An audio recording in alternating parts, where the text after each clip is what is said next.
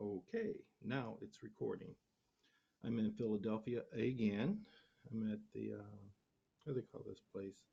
I think it's called the Philadelphia Hotel, which is a different hotel from where I usually stay because I'm usually at the World Open when I come to Philly. But this is the National, uh, Chess National, I don't know. But in any case, I thought it would be a good idea to play here before I headed to Vegas in December. Like I don't know if I said it or not, but it was Thanksgiving Day. I got here on Thanksgiving Day. The next day the tournament was to start, and it was interesting because when I flew here, I don't think it was very good weather, and the wind was hitting the plane really hard. The plane was jumping all over the place. I said, "Oh boy, maybe I'm not going to make the tournament." But in case, the pilot brought the plane down safe and sound, and from Detroit, I think the plane flight was only 2 hours, so it wasn't bad at all. Because this is a different hotel from where I usually stay, I really didn't know where the hotel was. So I took a guess. I knew it was downtown Philly. I said, downtown can't be that big. So I caught the train in. And when I got off the train, I found it on the map and didn't look too far away. So I decided I'd walk to the hotel. Not a very good idea. My back is hurt. My knees are hurt. My hip is hurt. But I drug myself here. I'm also cheap, but that's another video. Got here, relaxed on Thanksgiving. Next day, started the tournament. My very first round, which is what everyone's tuned in to hear about. I'm playing in the under 2000 section, which is okay. Played the first round, and another thing, when I entered the tournament, for some reason, I read the entry, but I didn't recognize the fact that the tournament was 40 moves in 100 minutes, hour and 40 minutes. I was thinking it was 2 hours. Right before the first game, I realized that it wasn't, and it was going to be faster. It really shouldn't be a problem. An hour and 40 minutes is fine. I'll get in the same degree of time trouble like I always do, even though I said I was not going to let myself get in time trouble. Hmm. First game was Rue Lopez. I play the Rui very often, so I know the main line. When the main line moves, you should be able to just shoot out right away. I don't, but you could. I tend to take time and think about every single move, whether I need to or not. And sometimes I come up with these new brilliant ideas, which end up not being so brilliant. This particular game, I spent 52 minutes, which really means I spent 48 minutes to make 18 moves. We were playing pretty much the main line of the Rue Lopez, and why did it take me so long to make those basic moves? I don't know. So what happened, in my opinion, in the computers, I had a slight advantage coming into the middle game, but by the time I got there, I only had 18 minutes left. So I'm trying to think through all these moves and think about a lot of different things because that's very important when you're playing is that you don't just focus on one move, analyze that move. You have to focus on like 4 or 5 different moves to find the very best move every chance you get. So I did all my analysis and I rejected a number of moves. I thought some other moves were okay, but I didn't find anything definite. And I had an advantage. I want to maintain it. So what happened? Did all that analysis, went back to do analysis again, recognizing I'm going into time trouble. And of course, I picked the move that I rejected, which was obviously a bad move. So it puts my opponent pawn up. Okay, pawn roar, hate losing a pawn. But then I came up with another brilliant idea that will regain my pawn. So I take off one of his pawns, knowing that if he takes my knight back, I'll take his bishop. But if he does this other move, I want a piece. No way is he going to do that other move. He did the other move. So I'm thinking, wow, I'm a piece up. No, I wasn't.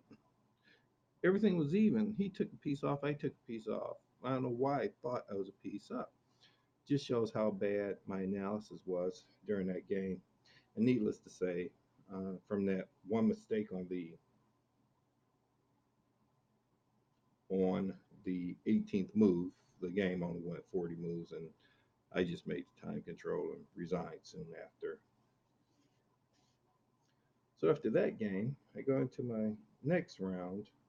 I'm thinking I'm not going to get in time trouble. I'm not going to get in time trouble. If the move is obvious, I'm going to just go ahead and make it and move on. Exactly what I did. And somehow, I still got in time trouble. I think someone's clock is rigged. There's no way I could be using all this time. So on my 20th move, already used up 49 minutes, which you say, well, that's on pace, but I can't be on pace. I have to be better than being on pace because we played Carol Khan. I know the Carol Khan. So the first 10 moves should have been automatic. They weren't. I'm still thinking through whether it's necessary or not. I'm thinking through it. I believe sometimes I think through just to make a choice. What long term plan do I want to apply? And I just sit there. Do I want to go this way? Do I want to go that way? I'm taking too long. So, needless to say, again, time trouble is really not that bad. The bad part was, again, I'm trying to avoid time trouble.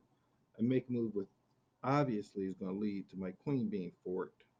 Well, in order to fork my queen, he had to give up his queen, but he picks up a pawn. So I end up in the end game a pawn down. We play some more, play some more. Both of us met the time controls, but he still had, in my opinion, definite advantage. But apparently, he did not know how to convert the advantage into a win. He offered to draw. I happily accepted. So that was game two. So now I have in a 6 round tournament, out of the first 2 rounds, I have a half a point. That's not going to be enough. And I'm going into round three. And maybe I shouldn't have done this, but I did. I said whether I win or lose round three, I'm going to pull out of the tournament. I might as well enjoy my stay in Philly as opposed to just stress myself out more and more. I'm not going to learn anything in the next 2 days that's going to help me. What I need to do is apply the practice plan that I keep saying I'm going to do. I have to play at least 50 moves the month before the tournament to be able to play well in the tournament and to meet time controls, not to be so indecisive. But in any case, the third game starts and it was horrible. My opponent played the Four Knights opening. I know the Four Knights opening. I mean, it's one of the first openings that you learn as a beginner player, but I'm not going to do that. I'm going to do something special and different. Well, he chose the opening, so you can pretty much guarantee that he knows the main line of the opening and one or two variations of the main line. I played it really wasn't a bad move, but if you're going to play something other than the main line, you need to slow down and actually analyze it. Well, I already decided I wasn't going to slow down. Not going Time is not going to be an issue here. So I'm playing quickly. I'm not doing a full analysis of an opening that I'm really not familiar with. So you really need to see this game. It's only 23 moves, and the game is probably over within 15 moves. I'm just moving, not analyzing.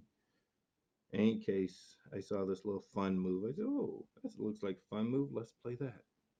So I played it, and it led to a worse and worse and worse position till it was obviously lost. So I ended up the tournament in Philadelphia in November 2019 with 1 draw and 2 losses. Needless to say, with the last 3 rounds, I'm just going to relax and enjoy Philly, have dinners and breakfast, even though I probably eat too much anyway. And I'll, of course, post these games. You can be a judge for yourself how bad they are. And thanks for watching. I'm be back home soon.